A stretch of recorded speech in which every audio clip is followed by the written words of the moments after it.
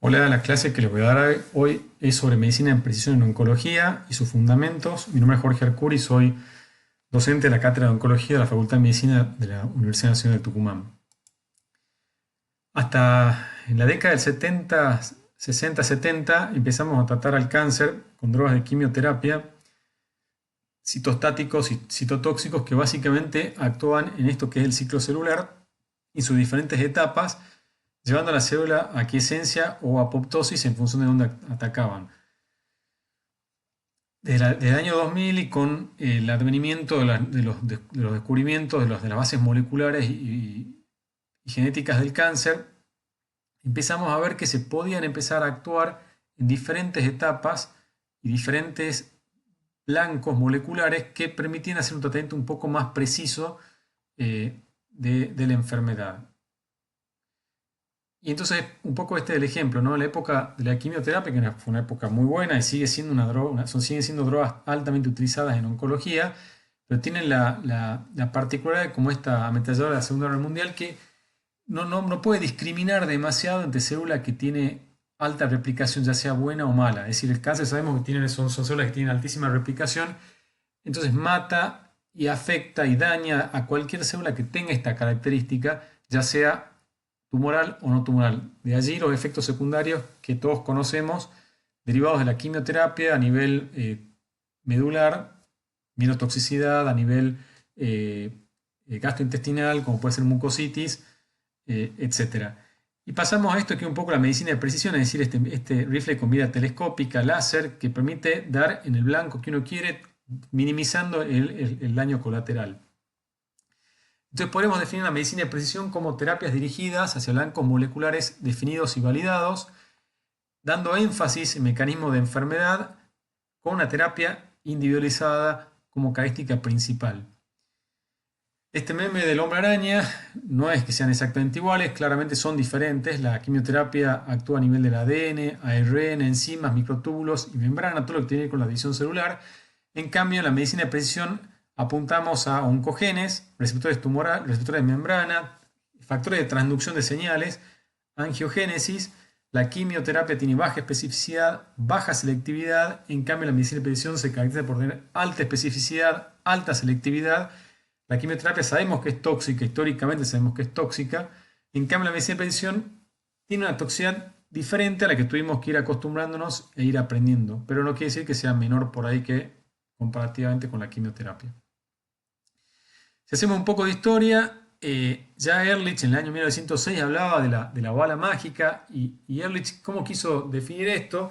Es decir, si había receptores en las células, uno podía tal vez conseguir algún tipo de quimioterapia target o una toxina bacteriana que se une a ese receptor y como ese receptor tiene que internalizarse en la célula, tal vez pueda dañarla dentro de la célula, digamos, intracelular y generar la muerte de esa célula que no era buena, como el caso del cáncer. Entonces él habló de lo que era un poco la medicina de precisión, el nacimiento de la terapia target, y esto estoy hablando del año 1906.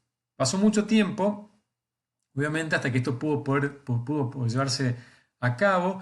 En el año 75, Keller y Milstein, un famoso y reconocido a nivel mundial científico argentino, que hizo su trabajo principalmente en Inglaterra, junto con su becario, que era Keller, un alemán, publica este trabajo en Nature, que era el cultivo continuo de células fusionadas que secretaban anticuerpos con una especificidad predefinida. Ellos denominaron, lo llamaban hibridomas, que eran a partir de células de mieloma múltiple. El mieloma múltiple es un tipo de neoplasia hematológica que se caracteriza por el aumento de plasmocitos, que son los que fabrican básicamente anticuerpos. Entonces genera a partir de estas células tumorales un anticuerpo específico, ellos para un antígeno que ellos habían predestinado o habían elegido previamente, generando a partir de estos famosos hibridomas, es decir, células que generan anticuerpos contra un antígeno determinado. Esto pudo, en definitiva, producir un poco el cambio que está acá. Este señor se llama Stanley Cohen, junto con Rita Levi Montalcini. En el año 54 descubren el factor de crecimiento neuronal y el factor de crecimiento epidérmico. Rita Moltancini descubrió que si sacaba o se extraía material de células tumorales de tipo nerviosas y las implantaba en un cultivo celular, generaba tejido nervioso totalmente anómalo e irregular. Lo mismo que Cohen, que describió finalmente que este factor neuronal en realidad era un factor de crecimiento epidérmico, porque pudo aislarlo y pudo generar la erupción ocular en un pollo en forma mucho más precoz y estaban estimulados con este factor. Ambos fueron Nobel en el año 1986. A partir del descubrimiento del factor de crecimiento epidérmico, y su aislamiento, se pudo determinar que estaba sobreexpresado en un montón de tumores, como veremos más adelante, un montón de cánceres del ser humano, y llevó a que estos dos científicos, un oncólogo, que John Mendelsohn, y Gordon Sato, un investigador, dieran el puntapié para iniciar el desarrollo de un medicamento que tuviese como objetivo bloquear este factor de crecimiento epidérmico, no en sí el factor en sí, sino el receptor de este factor de crecimiento epidérmico, que en definitiva llevó al desarrollo de una droga útil y utilizada actualmente que se llama cetuximab, que es un anticuerpo monoclonal contra el receptor del factor de crecimiento epidérmico.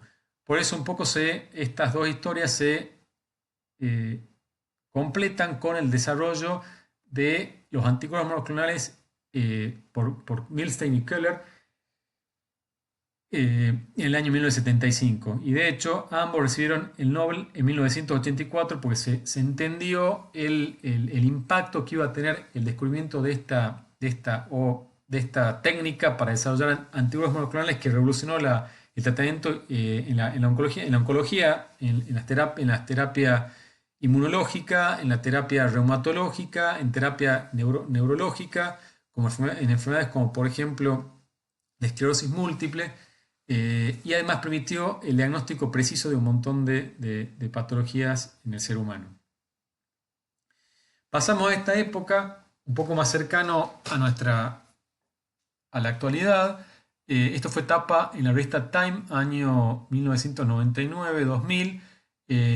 Craig Venter y Francis Collins. Craig Venter era un científico que trabajaba en una empresa privada llamada Celera Genomics, y Francis Collins como parte del Instituto Nacional de Salud de Estados Unidos, revista Time, y habla sobre la historia del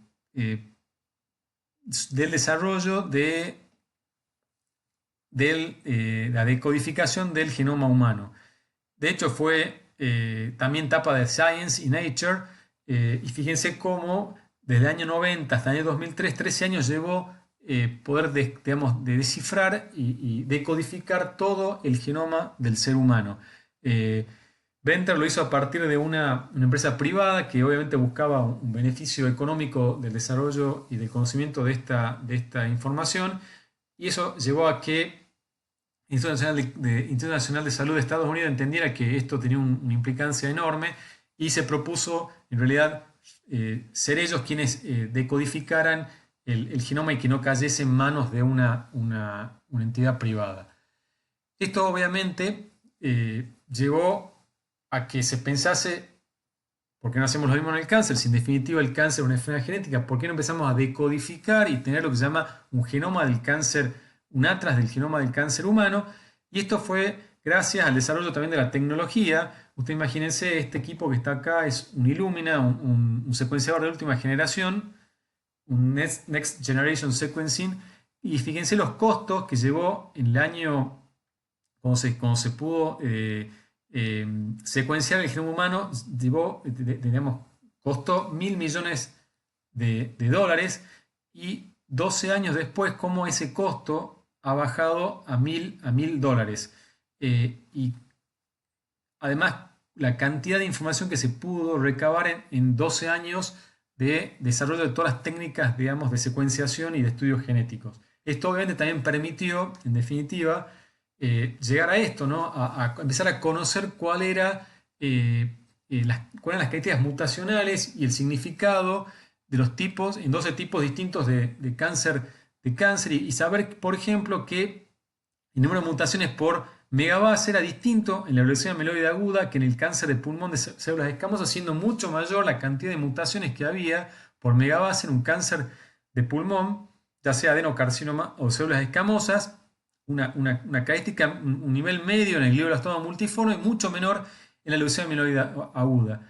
Y esto nos permite entender que los cánceres no solo son distintos en función del origen de las células, sino también en su conformación genética. También permitió, por ejemplo, esto, ¿no? Esto es un retrato molecular de los tumores de cáncer de mama humanos. Esto es, digamos, también parte del atlas del genoma del cáncer. Para que ustedes tengan una idea, todos o la gran mayoría de los tumores se han estudiado por parte de esta entidad que agrupa un montón de instituciones mundiales y han tratado de ver si uno podía de alguna forma categorizar o caracterizar los diferentes tipos de cáncer para ver si eso se relacionaba también con diferentes comportamientos clínicos en los pacientes y permitir un tratamiento un poco más individualizado. De hecho, en el caso del cáncer de mama, y puse este ejemplo, uno puede tener diferentes subtipos, como se ven acá, luminal A, luminal B, HER2 enriquecido o basal-like, y claramente todos tienen diferentes pronósticos. Eso los clínicos, los oncólogos clínicos lo sabemos. Tenemos pacientes que tienen evoluciones totalmente diferentes, pero además tienen diferentes tipos de expresiones génicas. Y esto explica un poco por qué el comportamiento del tumor es distinto y por qué uno tiene que tratar los diferentes tipos de cáncer de mama en forma diferente. Esto es así en cualquier tipo de cáncer que ustedes busquen.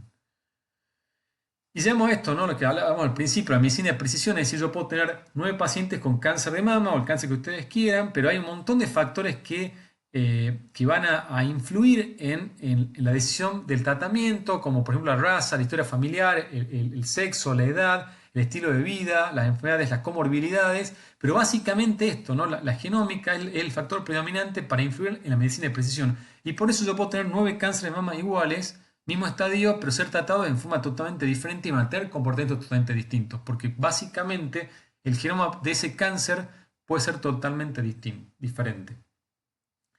Entonces, ¿cómo tratamos entonces el cáncer en el área de medicina de precisión?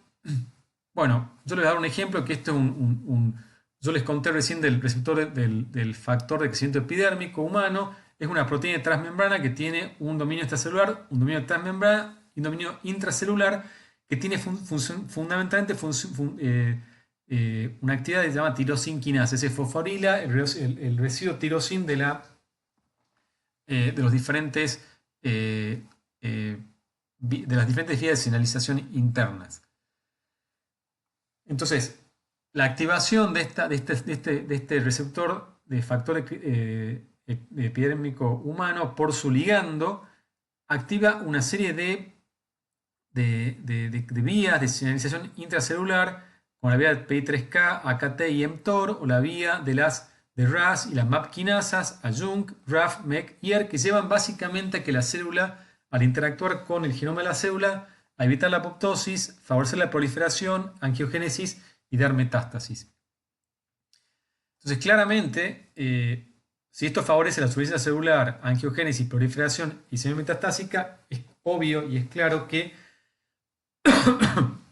si yo puedo de alguna manera inhibir la actividad de este receptor, esta proteína transmembrana, que cumple todos estos roles en el cáncer, claramente puedo estar de alguna manera actuando en los mecanismos moleculares del cáncer y de alguna manera inhibir la actividad del tumor y provocar una respuesta terapéutica que le sirva al paciente. Entonces esto hizo que sea, lo que pensó Mendelssohn y Sato en su momento, un blanco molecular atractivo para desarrollar un fármaco. Entonces yo puedo bloquear la porción externa con algún medicamento, que en este caso son los anticuerpos monoclonales. Yo voy a inhibir toda la porción interna, porque no va a estar activada por este receptor. Y lo mismo yo lo puedo hacer inhibiendo la función tirosinquinasa, bloqueando la porción interna del receptor, y inhibo toda la cascada de señalización que va a activar los genes específicos en el núcleo. Es decir, puedo inactivar a este receptor de membrana de dos maneras distintas. Y así surgen estos blancos terapéuticos, que si actúan sobre la porción externa del receptor, pueden ser anticuerpos monoclonales, como por ejemplo el cetuximab y el panitumumab, que están diseñados contra específicamente el receptor del factor de crecimiento epidérmico. Anticuerpos conjugados, como el TDM1, que es un monoclonal que actúa contra el receptor del factor de crecimiento epidérmico tipo 2, que está sobreexpresado sobre todo en cáncer de mama. Y el conjugado es un monoclonal que tiene además asociado una sustancia tóxica que cuando el receptor se internaliza daña la célula intracelularmente. O puedo actuar a nivel del ligando, es decir, evito que la sustancia que va a activar ese receptor lo active. En este caso sería el bevacizumab, que es un anticuerpo monoclonal que inactiva al VEGF, o sea, el factor de crecimiento de endotelio vascular, que es el que favorece la angiogénesis, evitando que se una a su receptor. O puedo actuar a nivel de la porción interna del receptor, que sea el segundo ejemplo, con los famosos inhibidores de tirosin quinasa como sunitinib, sorafenib, pazopanib, gefitinib, elotinib, afatinib, todos aprobados y utilizados actualmente dentro del arsenal de medicamentos oncológicos. O a nivel intracelular, es decir, no actúo a nivel del receptor, pero inhibo la vía de señalización como les mostré anteriormente, a nivel de mTOR, como por ejemplo everolimus, temsirolimus, o RAF, como el caso del vemurafenib, que es una droga utilizada para melanoma, que tiene una mutación específica en BRAF. ¿Por qué tiene este nombre tan raro los anticuerpos monoclonales? Bueno, tienen que ver un poco con la composición que tiene. Esto fue un consenso en cuanto a su nomenclatura, es decir, cuanto mayor es la porción murina, es decir, de origen no humano, es mucho más, claramente mucho más posible que haya reacciones adversas de tipo alérgicas. Entonces, cuanto menos va siendo este porcentaje de porción murina en el anticuerpo en sí, va cambiando el sufijo, pasando de MOMAB, CIMAB, SUMAB o MUMAB, y son los ejemplos de los anticuerpos que ya nombré anteriormente. El panitumumab es un anticuerpo claramente humanizado y tiene una bajísima posibilidad de dar reacciones alérgicas comparado con, por ejemplo, el edricolumab, que fue uno de los primeros anticuerpos descriptos. Si hacemos una comparación entre los niveles de tirosin quinasa y los anticuerpos monoclonales, claramente hay diferencia. Los niveles de tirosin quinasa en su mayoría son comprimidos, son la administración oral, tienen bajo peso molecular. Tienen la desventaja de que van a inhibir, si son tirosin quinasa, cualquier receptor que tenga función tirosin quinasa. O sea, no son específicos, porque puede haber otros receptores de membrana que no sean, por ejemplo, el primer growth factor, el factor de crecimiento epidérmico, y que tengan actividad tirosin quinasa, otros por ahí no son tan específicos como por ejemplo los monoclonales, que son estructuras más complejas, son proteínas de alto peso molecular, se admiten en forma endovenosa y son específicos, van al blanco, son diseñados para ir al blanco específico de un tipo de receptor. Las proteínas, los medicamentos tipo tirosin quinasa no tienen ninguna respuesta inmune, son fármacos químicos de bajo peso molecular. En cambio, los monoclonales sí son anticuerpos, en definitiva pueden activar algún tipo de respuesta inmune. Provocan, digamos, downregulation del receptor, no. O sea, downregulation es un proceso por el cual hay una disminución de la expresión del receptor en la membrana, pero sí esto lo provocan los anticuerpos monoclonales, lo cual también sería una ventaja, si se quiere, en su actividad. Ejemplos, bueno, hay un montón. Todo esto que ustedes no ven acá, cetuximab, panitumumab, trastuzumab, bentancina, inotuzumab y pertuzumab, están todos autorizados, aprobados en la Argentina y la mayoría de los países del mundo para diferentes tipos de cáncer, colon, cabeza y cuello, pulmón, mama, ovario. Así que están disponibles actualmente. Y lo mismo con el caso de los inhibidores de tirosin quinasa, gefitinib, erlotinib, lapatinib, afatinib, osimertinib, neratinib, todos aprobados para diferentes tipos de tumores. También hay otros receptores de factores de crecimiento que han sido atractivos para ser utilizados como blancos moleculares, como son los receptores de factor de crecimiento de endotelio vascular, y se han desarrollado pequeñas moléculas, también inhibidores que actúan en este receptor, como el sunitinib, sorafenib y pazopanib, aprobados para cáncer renal, para GIST, por ejemplo, para tumores sarcomos de partes blandas, como el caso del pazopanib, y sorafenib para hepatocarcinomas también, y monoclonales que son el bevacizumab, que es un anticuerpo que está aprobado en un gran número de tipos celulares, de tipos de cánceres, como por ejemplo cáncer de mama, ovario, colon, pulmón,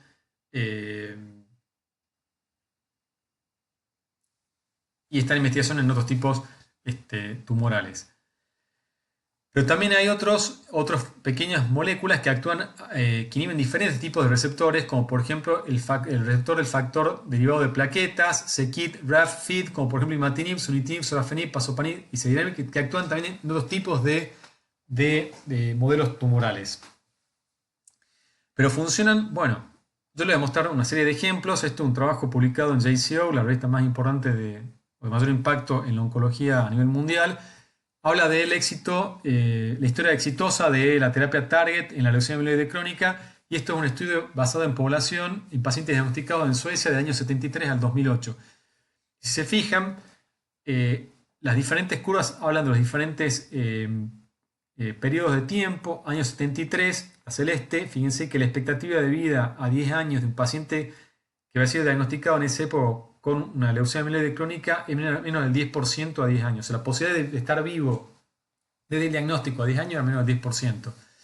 Fue aumentando en la medida que pasó el tiempo, hasta la década del año 2000, donde un poco se estabiliza la curva y la supervivencia media llega un poco, el 50% más o menos, a casi 60 a 6 años. Pero fíjense qué pasa en el año 2001 al 2008, donde la curva claramente aumenta. Y fíjense, casi el 80% de los suecos que tenían la mala suerte de ser diagnosticados por leucemia mieloide crónica en esta época 2001-2008, estaban vivos a 9 años. Esto sigue siendo así. ¿Y esto por qué fue? Porque se desarrolló un medicamento que es el imatinib, que es un inhibidor de c-KIT, que es el que ataca la principal característica molecular de la leucemia mieloide crónica, que es la translocación 922. Este medicamento pudo modificar la historia natural de esta enfermedad, no solo en Suecia, sino en todo el mundo, y solamente con una pastillita por día. O sea, le modificó la historia natural a la leucemia mieloide crónica.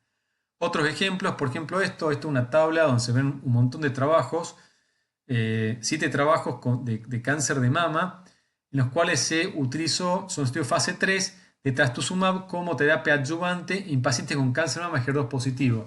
El HER2 es un receptor de transmembrana que pertenece a la familia HER, es el tipo 2, y se sabía hace muchísimo tiempo que su sobreexpresión en un subgrupo de pacientes con cáncer de mama les infería un mal pronóstico a corto plazo, porque eran pacientes que recaían rápidamente dentro de los 2-3 años y habitualmente con metástasis a distancias y en cerebro.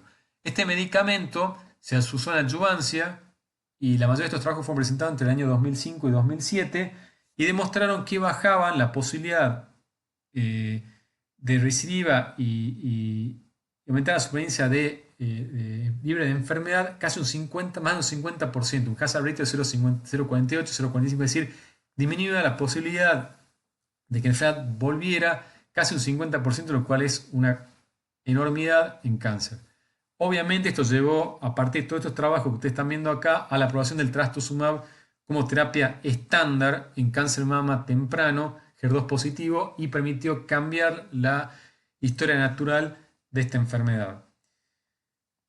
Esto un poco para que vean lo que era la historia del cáncer de colon, cómo cambió la historia 20 años después. Esto fue un metaanálisis del año 1992 y con los resultados de este trabajo del CLGB 80405, presentado, como ya vamos a ver, en el año, a principios de los 2000, del año 2014-15, en la década del 90, la supervivencia media de un paciente que tenía cáncer de colon no iba más allá de 11 meses. las terapias que habían disponibles eran básicamente quimioterapia, 5-FU o 5-FU, leucobrina o levamisol, y si vos te diagnosticaban cáncer de colon metastásico en el año 1990, probablemente vos no vivías más allá de 11 meses.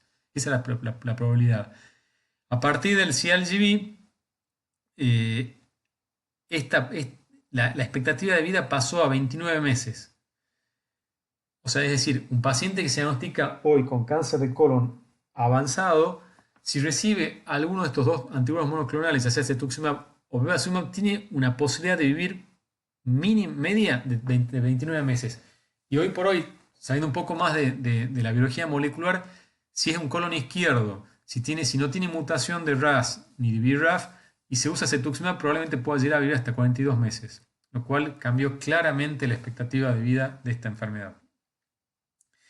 ¿Qué pasó con el cáncer de mama metastásico? Otro ejemplo. En el caso del cáncer de mama metastásico HER2, la expectativa de vida en el año 98 no era más de 20 meses. Swain publicó este trabajo en ESMO 2014, este año 98, y se vio cómo la expectativa de vida pasó de a 56 meses, es decir, un aumento absoluto de 30 meses en 16 años. Y básicamente con la utilización de trastuzumab y pertuzumab en combinación en primera línea en pacientes con cáncer mama HER2 3 cruces. ¿Qué se puede hacer para mejorar el tratamiento? Y la verdad que uno estaría tentado decir, bueno, tal vez yo pueda bloquear o sumar otra terapia. Y el problema es que yo puedo bloquear el receptor en su porción extracelular o intracelular, pero el tema es que la comunicación intracelular es bastante más compleja. Entonces hay una intercomunicación entre los diferentes sustratos y las vías internas de la célula, lo que hacen complicado bloquearlas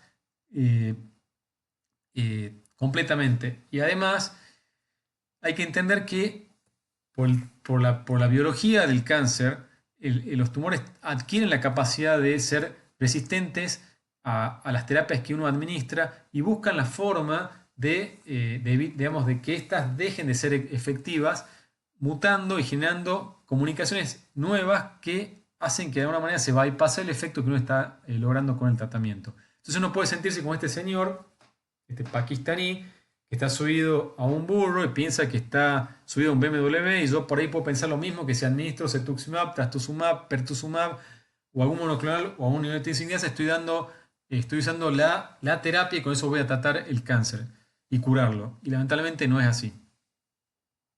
Y con respecto a la toxicidad, bueno, dijimos que eran distintas las toxicidades que estábamos acostumbrados con la quimioterapia convencional, pero bueno, con el tiempo aprendimos que hay toxicidades que son de tipo cutánea, gastrointestinal como el tema de la diarrea, cardiovascular que pueden darte hipertensión. De hecho, todos los que inhiben de alguna manera al receptor del factor de endotelio vascular dan hipertensión y es una toxicidad de clase, se conoce así como de clase típica de estos tipos de medicamentos. Pueden dar cambios en el electrocardiograma, insuficiencia cardíaca congestiva, falla en la fracción de eyección. A nivel pulmonar pueden dar enfermedad pulmonar intersticial o un tipo de neumonitis que puede ser grave a veces. Puede dar toxicidad hepática con aumento de las transaminasas y alteraciones hidroelectrolíticas. En general menos tóxica que la quimioterapia, pero puede a veces ser severa, como por ejemplo este rash, esta toxicidad cutánea por erlotinib, un medicamento aprobado para cáncer de pulmón, un rash que a la paciente puede incomodarla, generarle, digamos, incluso tal vez llevarla a no exponerse, no salir por una cuestión de vergüenza porque tiene su piel en la cara. Puede llevar también trastornos a nivel de las cejas y de los párpados, con lesiones a veces oculares, consecuencia de la actividad a nivel de los párpados. O puede llevar a esto una toxicidad más grave, ¿no? Un rash inducido por nitroglicerina que lleva a un grado 4 con necrosis masiva. Esto puede complicarse con una infección y puede ser mortal a veces, no es lo más frecuente, pero puede pasar. El trastuzumab puede llevar a una falla de la función del ventrículo. Está visto que genera un porcentaje entre un 4 a un 1.7% de posibilidades de bajar la fracción de eyección, bajar la frecuencia de a valores como 25, 35, 40% y el paciente empezar con síntomas de insuficiencia cardíaca. La La suerte de todo esto es que son habitualmente efectos reversibles, no es que dañe al miocardio y esto lleva a una falla crónica y un fallo de la función del ventrículo con una repercusión en la fracción de eyección que va a quedar para siempre y eh, habitualmente uno ve que con medicación y manejo cardiológico esto puede revertirse y con el paso del tiempo y obviamente la suspensión de la medicación volver a la normalidad. Entonces, resumiendo, tratamientos dirigidos contra los mecanismos moleculares del cáncer, receptores, ligandos, mecanismos de comunicación intracelular, más específicos que la quimioterapia, claramente más específicos, tienen efectos secundarios diferentes a la quimioterapia, pero no por ello menores. Cambiaron la historia natural en algunas patologías, la leucemia mieloide crónica es el ejemplo más claro, el cáncer de mama HER2 también, el cáncer de riñón, que era un tumor en el cual la quimioterapia no funcionaba, no servía de nada, la radioterapia tampoco, era un tumor que se consideraba quimio radioresistente, y el advenimiento de la terapia anti-VEGF, es decir, contra el receptor del factor de crecimiento del endotelio vascular, ha cambiado la historia y actualmente hoy con la inmunoterapia mucho más, pero esto cambió el tratamiento del cáncer renal a partir del 2005, 2004, 2005. Modificaron la forma que tratamos el cáncer de una forma mucho más personalizada y en constante evolución y mucho más inteligente, claramente. Así que un poco la terapia personalizada ha permitido tratar al cáncer de una forma más precisa y de alguna manera dañando o buscando cuál es el talón de Aquiles para poder tratar mejor a nuestros pacientes. Bueno, muchas gracias.